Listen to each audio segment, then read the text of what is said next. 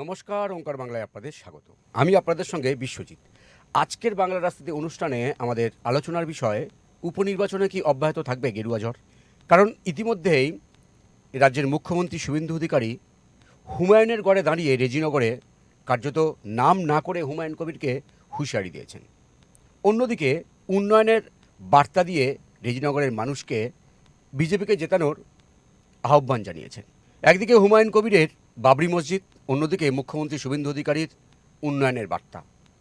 70% সংখ্যালঘু অধ্যুষিত রেজিনগরের মানুষ কি পদ্ম ফোটাবে?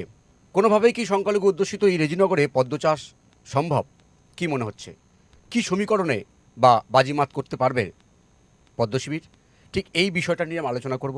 এই মুহূর্তে স্টুডিও উপস্থিত রয়েছেন বিখ্যাত সাংবাদিক ও রাজনৈতিক বিশ্লেষক অর্কবাবু সরকার। দাদা, আপনাকে ওঙ্কারে স্বাগত। ফলতার মডেল নাম না করে রাজ্যের মুখ্যমন্ত্রী হুমায়ুনকে বার্তা দেওয়ার পাশাপাশি ফলতার মডেল কিন্তু রেজিনগরে অ্যাপ্লাই করবেন তিনি বলছেন। কিন্তু ফলতায় 30% সংখ্যালঘু, তার ফলাফল আমরা দেখলাম। কিন্তু রেজিনগরে হুমায়ুন কবির তার পুত্রকে প্রার্থী করবে এমনটা শোনা যাচ্ছে। কিন্তু রেজিনগরে 70% বেশি, মানে 72% সংখ্যালঘু অধ্যুষিত আসন। কি পদ্ম চাষ বা ফোটা সম্ভব? কি মনে হচ্ছে, সমীকরণটা কি? হ্যাঁ, মুর্শিদাবাদে তো 7খানা কেন্দ্রে বিজেপি জিতেছে, রেজিনগরেও জিততে পারে। বেলডাঙ্গার মতো সংখ্যালঘু অধ্যুষিত কেন্দ্রে বিজেপি জিতেছে। এখন হুমায়ুনের দলকে ওখানের লোক বা তৃণমূল কংগ্রেস বা কংগ্রেসকে ভোট দিয়ে কী করবে ওখানকার লোক? কারণ হুমায়ুনের ছেলে যদি ওখান থেকে যেতে ও বিরোধী দলেই বসবে। তার থেকে বিজেপির সরকার রয়েছে। রেজিনগরের মানুষ যদি উন্নয়ন চান, শুভেন্দুবাবু প্রতিশ্রুতি দিয়েছেন হাল ফিরিয়ে দেবেন রেজিনগরের। তার কথায় ভরসা রেখে রেজিনগরের মানুষ ওই হিন্দু মুসলমানের বাইরে এসে উন্নয়নের স্বার্থে বিজেপিকে ভোট দিতেই পারে এবং সেই সম্ভাবনাই উজ্জ্বল। রেজিনগরে সংখ্যালঘু ভোট এত বলে বিজেপি জিতবে না বলা যায় না। সংখ্যালঘুদের একটা অংশ সমর্থন দেবে এবং হিন্দুরা একটা ওই বিজেপিকে ভোট দেবে। আমার মনে হয় যে রেজিনগরেও এবার পদ্মফুল ফোটার সম্ভাবনা প্রবল। কিন্তু হুমায়ুন কবিরের অস্ত্র তো বাবরি মসজিদের আবেগ। হুমায়ুন তো খুব ভুলভাল কথা বলে।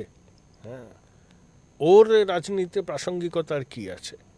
নির্বাচনের আগে অনেক হুঙ্কার ছেড়েছিল, সেগুলো তো শেষ পর্যন্ত কিছু, তবু নিজে 2টো কেন্দ্রেও জিতেছে এবং মুর্শিদাবাদে হুমায়ুন সংখ্যালঘু ভোটও টেনেছে, তাতে বিজেপির একটু সুবিধা হয়েছে। কিন্তু হুমায়ুনের আর আগামী দিনে খুব একটা উজ্জ্বল রাজনৈতিক ভবিষ্যৎ নেই। বাবরি মসজিদ দিয়ে ঠিক আছে, সে কিছু ভোট তো পাবেই, লড়াইটা কারণ হুমায়ুনের সঙ্গে বিজেপির হবে। তৃণমূল হয় চতুর্থ হবে, বাম থার্ড হবে, এবার কংগ্রেসও দাঁড়াবে। সংখ্যালঘু ভোট অনেকভাবে ভাগ হবে ওখানে এবং হিন্দুরা একজোট হয়ে ভোট দেবে এবং মুসলমানদের মধ্যে একটা অংশ যারা মনে করছে যে উন্নয়নের স্বার্থে বিজেপিকে দরকার, তারা ভোটটা দেবে এবং রেজিনগরে আমার ধারণা বিজেপি জিতবে এবার। আমরা কিন্তু ফলতায় দেখেছিলাম যে বিজেপি 1-এ হয়েছিল, 2-এ হয়েছিল সিপিআইএম, 3-এ কংগ্রেস, 4-এ কিন্তু এবার লড়াইটা বিজেপির সঙ্গে হুমায়ুনের হবে। হয় হুমায়ুন 1 বিজেপি 2, নাহলে বিজেপি 1 হুমায়ুন 2। তৃণমূল থাকবে একদম শেষে। কটা তৃণমূল? কালীঘাট তৃণমূল, ঋতব্রত তৃণমূল, সবাই প্রার্থী দেবে। কংগ্রেস আর বামের মধ্যে তৃতীয় পজিশনটার জন্য লড়াই হবে। আর যেই তৃণমূল হোক সেই তৃণমূলের ফলাফল একদম তালিকার নিচে থাকবে। সম্প্রতি দেখেছিলাম যে হুমায়ুন কবির বিধানসভার মধ্যে এমন কিছু মন্তব্য করেছিলেন যার জন্য ওনার গ্রেপ্তারি নিয়ে একটা আশঙ্কা তৈরি হচ্ছিল। আমি তো বললাম হুমায়ুন বাজে কথা বলেন, অতীতেও বলেছিলেন এখানে আমরা 70 ওরা 30 ভাগীরথীর জলে ভাসিয়ে দেব। কিন্তু প্রাক্তন মুখ্যমন্ত্রী তো তোষণপ্রিয়, অধীর চৌধুরীকে সেলিমকে হারাতে হবে বলে হুমায়ুনের এই বক্তব্যকে তিনি কার্যত মান্যতা দিয়েছিলেন, কোনো ব্যবস্থাই নেননি।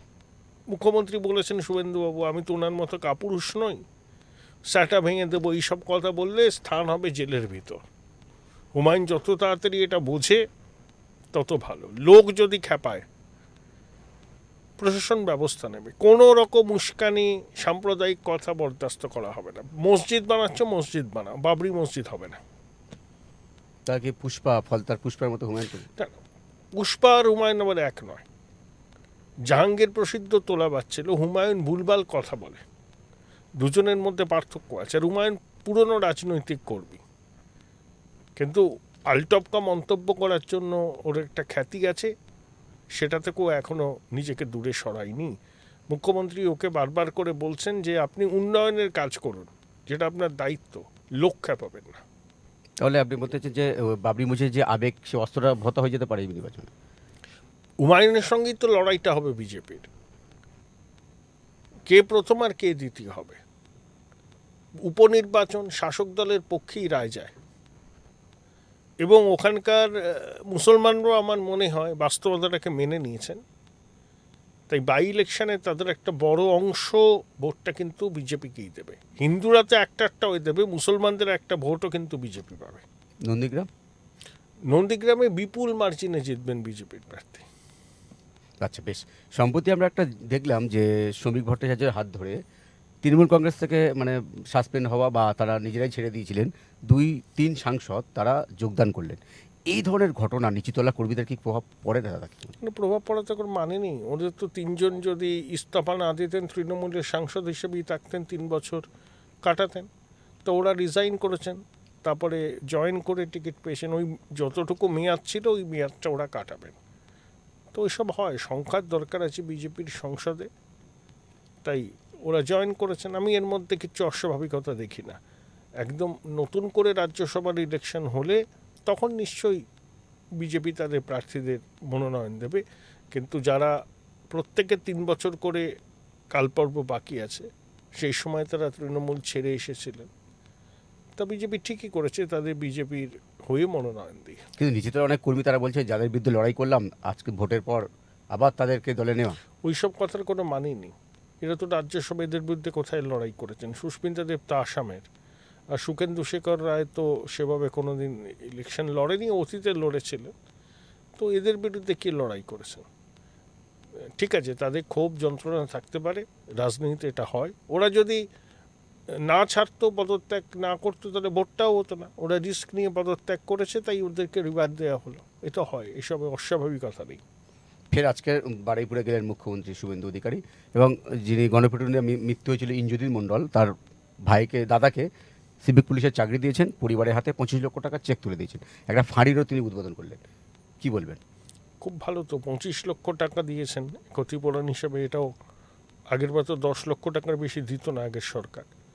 আর সিভিকের চাকরিটা দিয়েছেন, কিন্তু মৃত্যু তো অপূরণীয় ক্ষতি, এই ক্ষতি তো আর পূরণ হয় না। তাও মানবিকভাবে পুরো বিষয়টাকে দেখেছেন শুভেন্দুবাবু। 2 দিন গেলেন বারুইপুরে, ভালো লক্ষণ। সবাইকে নিয়ে একেই বলে রাজধর্ম পালন করা। ইন্দ্রজিতের খুনিদের গ্রেপ্তার হবে, আর নাবালিকার দর্শনকারীদের তো গ্রেপ্তার করাই হয়েছে। এখানে কোনো রকম বিভেদ না করে যেটা রাজধর্ম পালন, সেটাই মুখ্যমন্ত্রী করছেন। একটু উপনিবেশে ফিরছি। বামেরা কিন্তু খুব উচ্ছ্বসিত, কারণ তারা মনে করছেন যে ফলতার যে ফলাফল, যেহেতু সেখানে 30% সংখ্যালঘু, তার মধ্যে বেশি অংশ বামেরা পেয়েছে, তৃণমূলের কাছে যায়নি। যেহেতু রেজিনগর, সেখানে 70% বাম শিবির কিন্তু অন্য মানে সমীকরণ করছে। রেজিনগরে লড়াইটা হবে হুমায়ুনের সঙ্গে বিজেপির। তৃতীয় স্থানে বাম থাকবে না কংগ্রেস থাকবে সেটা দেখা যাবে। তৃণমূল শেষ স্থানটা দখল করবে। শতরূপ ঘোষকে রীতিমতো বলে দিয়েছে যে রেজিনগরে বামেদের জয় জয়কার হতে চলেছে। হবে না, ও শুধু মুসলমান ভোট দিয়ে ভোট জিতে যাবে না, ভুল ভাবছেন ওরা। বেশ, এবারে সবচেয়ে গুরুত্বপূর্ণ বিষয় যেটা, যে শুভেন্দু অধিকারী বা রাজ্যের মুখ্যমন্ত্রী তিনি তো গেলেন, কিন্তু বারুইপুরে যে ফাঁড়িটা তৈরি হলো, উদ্বোধনও তিনি করেছেন।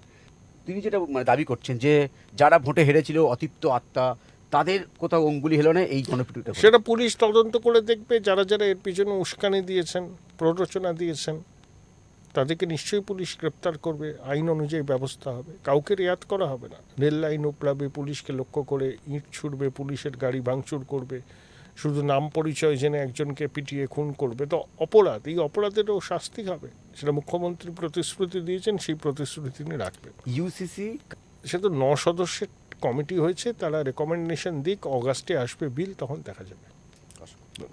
রেজিনগরে পদ্ম ফুটবে কি না তার সময় বলবে। রেজিনগরের মানুষ উন্নয়ন নাকি বাবরি মসজিদের আবেগে আবার গা ভাসাবেন, সেদিকে আমাদের অবশ্যই নজর থাকবে। আলোচনা আপাতত এই পর্যন্তই। অন্যান্য খবরের জন্য চোখ রাখুন ওঙ্কার বাংলায়। নমস্কার।